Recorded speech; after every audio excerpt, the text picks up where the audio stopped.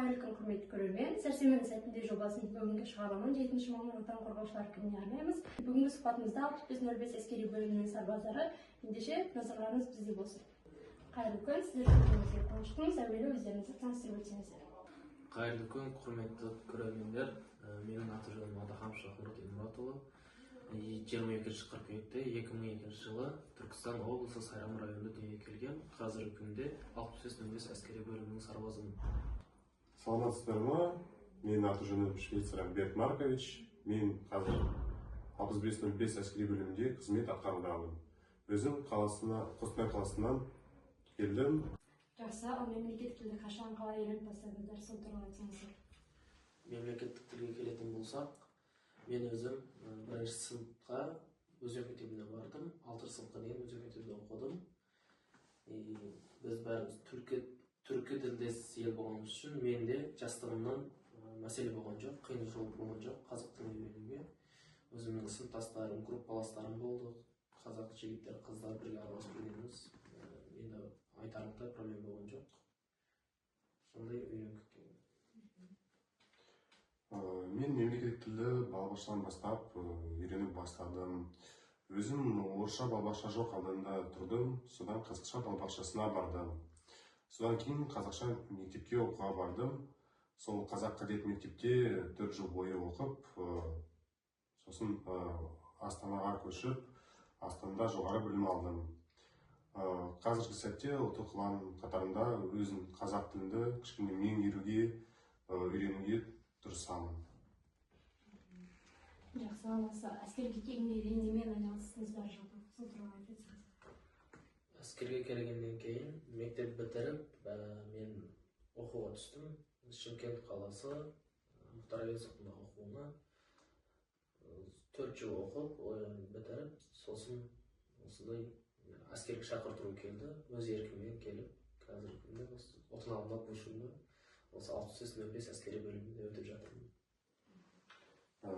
Мен Астана қаласында Тұран Астана университетінде жоғары білім алып, 2 жыл бойы кітапханада жұмыс істедім.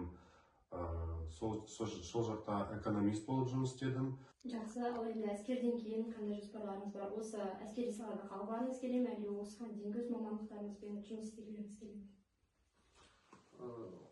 Өте қызықты сұрақ болды. Осы мәселе бойынша сол күндерде өзім қатты ойланып жүретінмін. Бізге қазір әскерде жүргендерге біздің мемлекетіміз жақсы бір мүмкіншіліктер беріп жатыр. Қайтадан грантқа оқуға түсуге.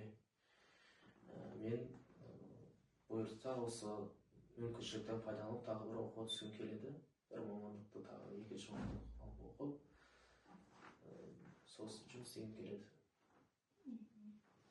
Ал менше өзім военный билет алып, қазіргі антикор деген организациясына кіріп, жұмыс істеп арманым бар.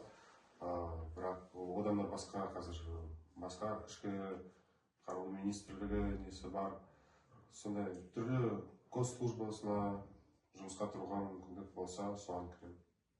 Мысалы енді мемлекеттік тілді білген, жалпы көп тіл білгеннің қандай артықшылықтары болды өмірлеріңізде? Сол туралы айтсаңыздар. Біз Қазақстан Республикасының азаматы болып осы елде өмір сүріп жатқан соң, біздің борышымыз мемлекеттік тілді білу және ол тілмен сөйлеу. Ал басқа тілдерге келетін болсақ, халқымызда жақсы сөз бар. Өз тіліңді қадірле, өзге тілдің бәрін біл деген. Сол себеппен 9 сыныптан бастап қосымша сабақтарға бардым ағылшын тілінен. Теледидардан көріп, түрк сериалдарын көріп, түркше үйрендім.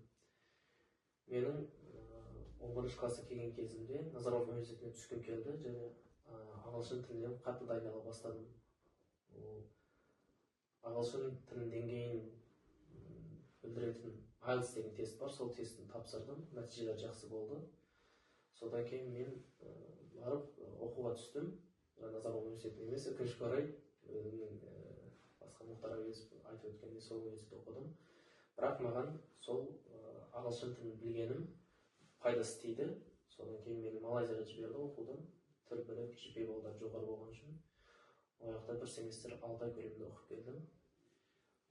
Сосын келіп, тағы пайдасы тиді деп айта аламын.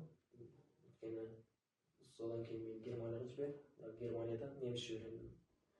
Немісше үйреніп, оқып жүрдім. Ол жақта да 6 айлық бізді іссапарға жіберді. Іссапар жақсы өтіп қайттым. Соның үшін барлық айтатыным, қазір әскерде жүргенде де өзімнің қасымда жүрген жолдас балаларыма айтамын, тілді үйреніп алыңдар. Мүмкіншілік бар кезінде, оның болашақта да көп пайдасы тиетініне менің көзім жетеді.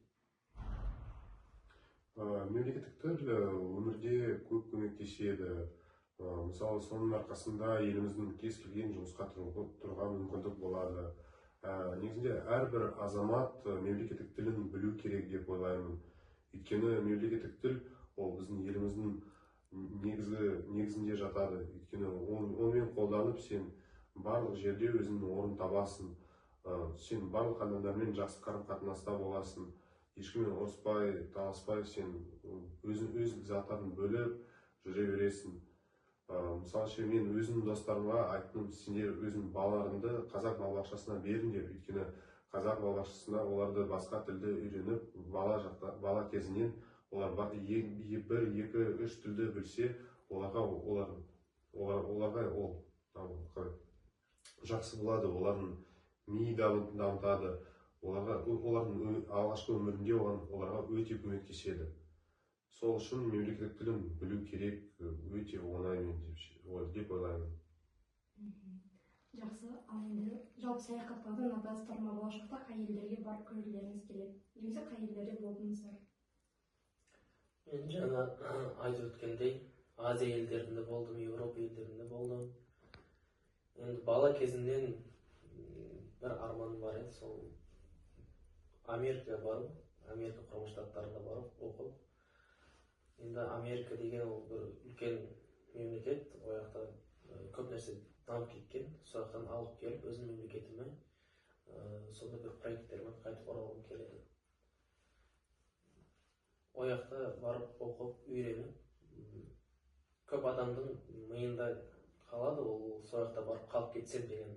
Менде керісінше барып қалып кеткім келмейді. Барып оқып, үйреніп, өзім мемлекетіме қайтқым келеді, өз отаныма, осы жерде сол жұмыстарды, өз отанымның дамуына үлес қосқым келеді.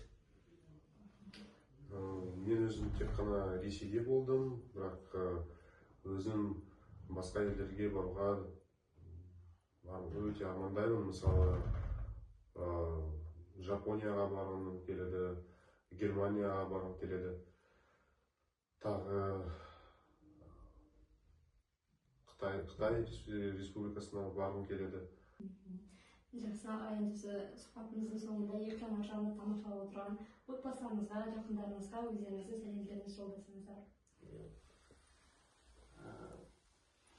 Құрметті мені көріп тұрған отбасым, әкем, анам, інім, қарындастарым, достарым, жақындарым, бәрілеріне осы сәтті пайдалана отырып сәлем жолдаймын.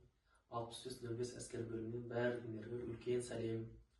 Ал әскерге барайын бармайын деп шешім қабылданып жүрген жігіттерге айтатын, келіңдер, отан алдындағы өз борыштарыңды өтеп қайтыңдар.